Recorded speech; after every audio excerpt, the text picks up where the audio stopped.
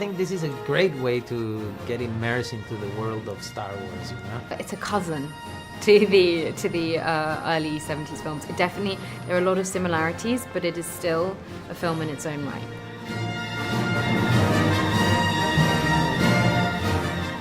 He was operating the massiveness of a Star Wars film with ease. And at the same time, he was also handling the scenes that were quite intimate scenes. It's obviously got, you know, a lot of action, a lot of adventure and all that side of things, but like we really spent a long time trying to get the characters right.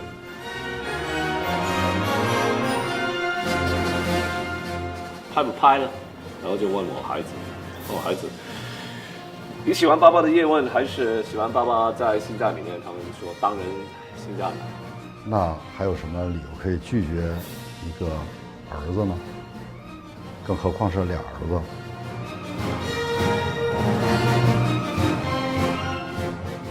叶问在宇宙打风暴兵，所以这个我心里就笑了，然后就露了两手，他们就哎呀，导演就哎呀，这傻了。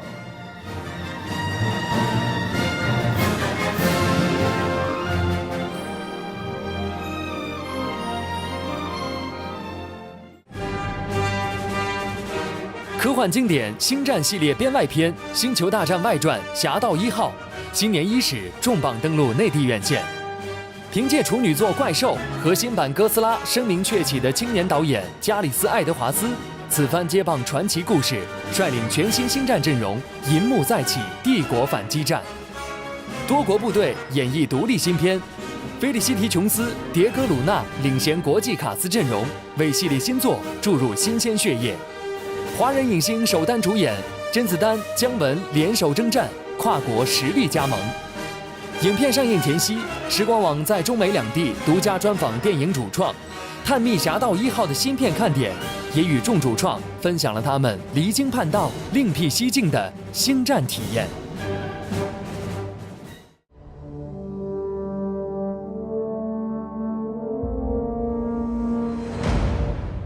It's like supposed to be very much connected to the original Star Wars movie. It's really, for those who remember it, there was that yellow text that went up at the start, and then the ship went overhead and cinema was changed forever. That yellow text, that's our movie basically, that's our story. It's how the rebels stole the Death Star plans, and then obviously A New Hope, the first Star Wars film, dealt with those plans getting to Luke Skywalker and things like that. So it's really everything that built up to that moment. People who like the Star Wars movies will really enjoy seeing characters like Darth Vader and, you know, seeing the familiarity of the world and the Death Star and, you know, having this fill in the gaps in the saga, because this is kind of like episode 3.5. But I think people who aren't Star Wars fans will just really enjoy an edgy, cool war movie. And I think that kind of grit is something that will be kind of surprising to people. We have a mission for you. A major weapons test is imminent. We need to know what it is and how to destroy it. Because this story has been known in some way or another forever. You know, the great man himself knows and planned, etc., this story. So it really is the long-lost cousin. It's definitely part of that family, whether it's a cousin or a sibling. I don't know. It's definitely a Star Wars film. It's a cousin to the early 70s films. There are a lot of similarities, but it is still a film in its own right. I think people will be really surprised by what a tough film it is. And I say that like in terms of, I mean like, you know, that kind of, it's a really tough. Mm.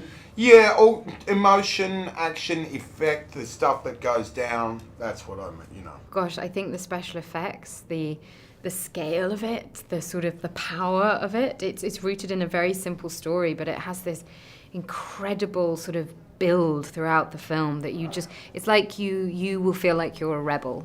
You'll feel like you're actually there watching it. Take the next chance. And the next. You're rebels, aren't you? Save the rebellion! think this is a great way to get immersed into the world of Star Wars. You know, I think it's again a modern approach, a film that establishes a parallel with the world we live in. You know, when you see the very first Star Wars, that Genesis, that amazing film George Lucas made, it talks a lot about the world George Lucas was living in. You know, it talks a lot about the 70s and what was happening in this world. Today, this film talks about the world we live in, and there's a chance to see yourself in that screen. You know. What I'm most proud of in the movie is because we're self-contained and we're not part of a franchise. We don't have to do Rogue 2, Rogue 3, that's never going to happen. It's just this movie. It meant we could be braver. And so there's a power at the heart of the movie where you really don't know what's going to happen to these people and you really worry about them. And I think it's very different to a normal blockbuster like this.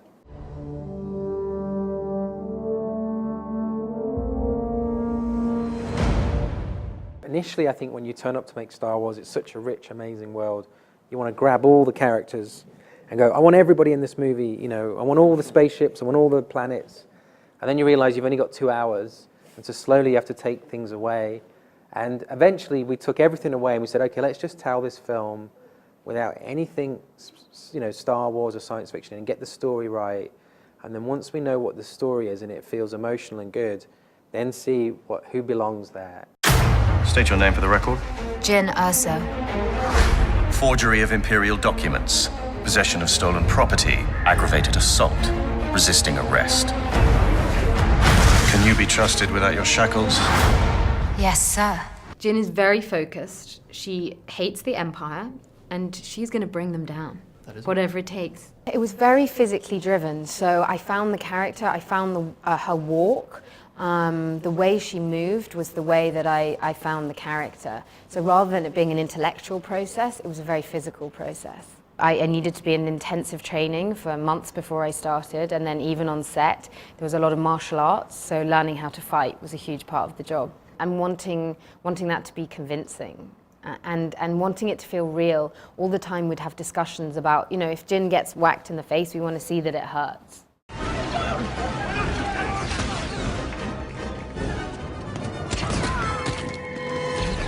My character, he's a complicated man. I mean, very complex character, full of contradictions. He's a spy, you know. He's an intelligence officer for the rebellion, so he has a lot of information that he wished not to have. You know, he's a guy that is a wounded person that decides to give his life and to the rebellion. He's willing to go as far as needed to bring freedom to the galaxy, you know.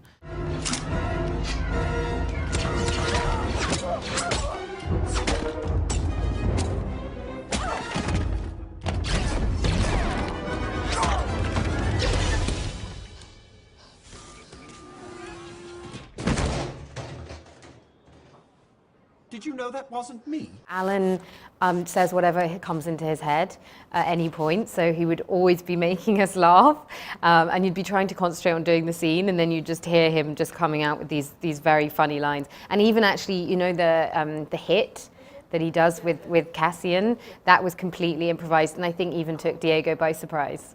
Where are you taking these prisoners? He's taking us to quiet.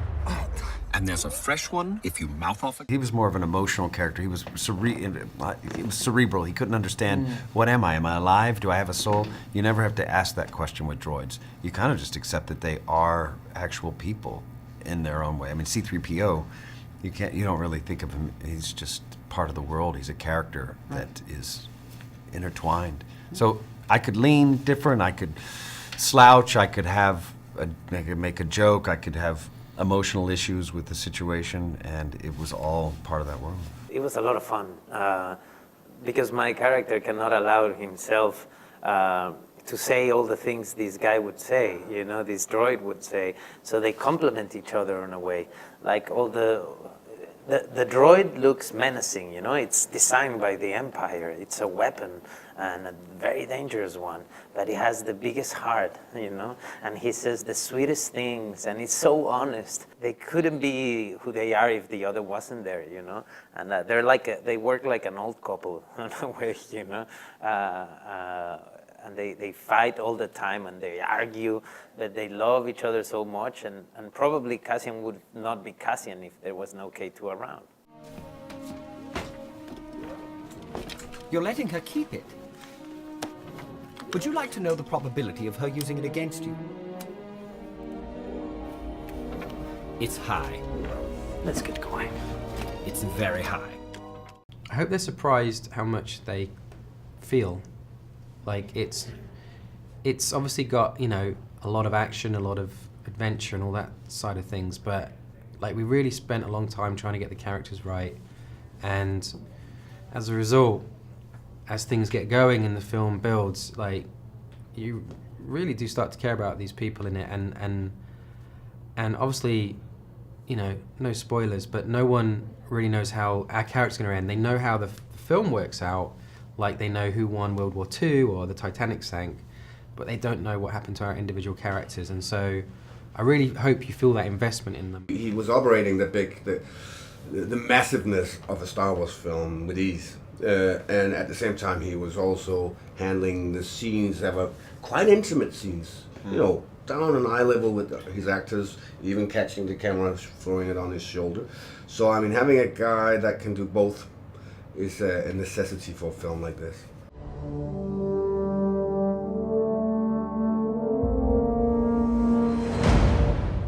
常荣说《星球大战》是很棒的一个电影，很了不起什么？因为我其实我小时候没看过，我就没法感受这件事。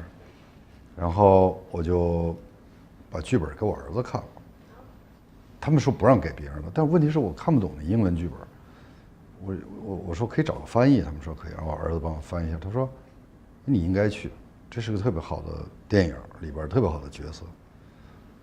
那还有什么理由可以拒绝一个儿子呢？更何况是俩儿子。我不想离开香港，去伦敦5个月，离开自己的那个家庭家人了，然后就不知道了，就不想拍，就有点犹豫，就拍不拍了？然后就问我孩子嘛，问我孩子，你喜欢爸爸的叶问还是喜欢爸爸在星战里面？他们说当然星战了。Is he a Jedi? There are no Jedi here anymore. Only dreamers like this fool. The Force did protect me. I protected you. 导演呢，为了让我演这角色，给我开了40分钟的不是1个多小时的会，在电脑上。这个 Gareth 非常可爱，他指的后边挂着2个海报，一个是《星球大战》，一个是《现代启示录》。哦，我说我喜欢这个，他说我知道你喜欢这个，我就要把这电影拍成这样。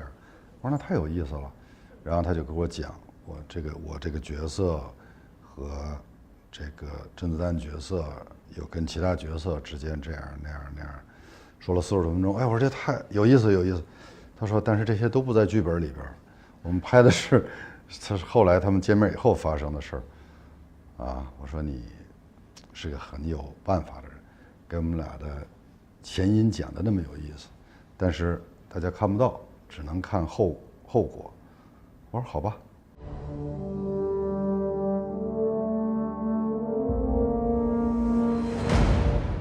您有说到说您的这个人物原本是能看得见的，是您自己要求就变成了。可以这样说，我希望这个角色有点变化，有点跟以前我演过不一样的。然后呢，照我的理解呢，这个故事呢就比较沉重。那我希望就是，我的那个角色可以在这个电影整个故事中间可以产生有一些贡献的一些效果，比如说把这个人物加点幽默的一些性格在里面，别那么死板的。然后接地气，给这个人有点缺憾，我就提出，啊，就让他做一个盲人吧。那导演也很喜欢。 Assassins. Hey, stop right there. He's blind.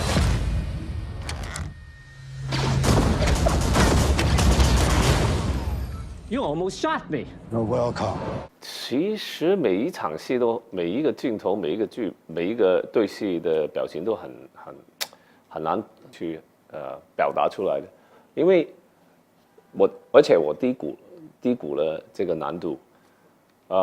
首先他戴这个隐形眼镜，它蓝色的嘛，隐形眼镜很不舒服。第二呢就是，我没法跟我的对手有互动的交流嘛。那作为演员，你是很烦恼的一件事，因为你没法去互动，我怎么知道什么时候反应呢？因为你不应该，能够就是相对你的演员、你的对手，来一个反应的嘛。所以我不断的在就是发呆了，就看一个点，然后呢就去寻找这个感觉，就让观众看到我的内心的表达，但是同时也不能就是好像看得见的，所以那个时候是比较痛苦。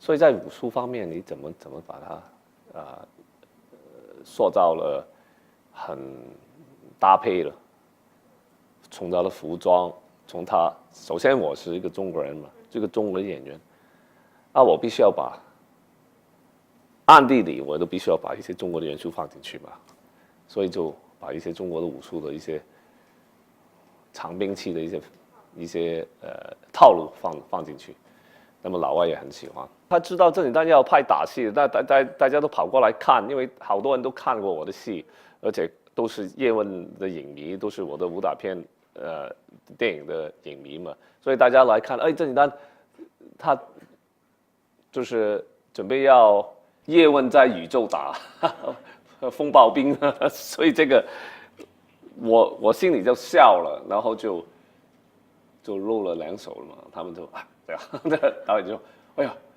就傻了，他也不知道，他也不懂，然后他反正就是觉得哇，从来没有见到过那么这种的动作的风格。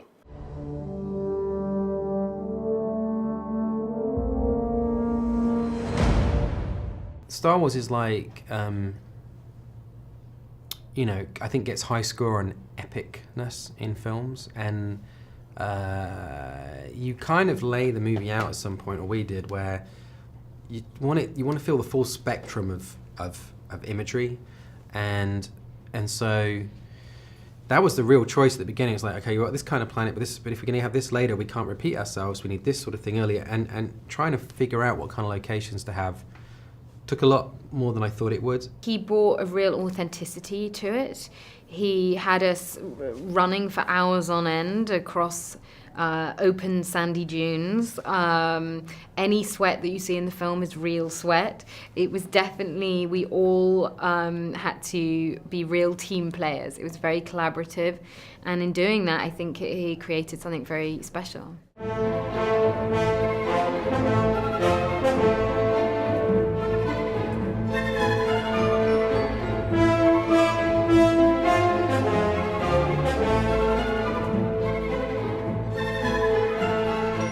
This film, everything is real, everything is there. There's no green screens, you know. The stuff is built, and the things work. The droids exist. The creatures are there, and they interact with you. It's a pretty fun job for an actor, you know. You just have to react. There's no imagination needed. Well, there was one set where we are in the spaceship, and we were in this. We were on a moving platform, and we were literally the whole cast. It was all of us. I remember kind of looking at each other and being shocked at what was happening, and we were just shaken about in this ship. and there were these huge screens around us with what was happening in Jeddah. You know, it's the collapse of Jeddah. And I think that was one of the most exhilarating scenes because it felt like we were actually there.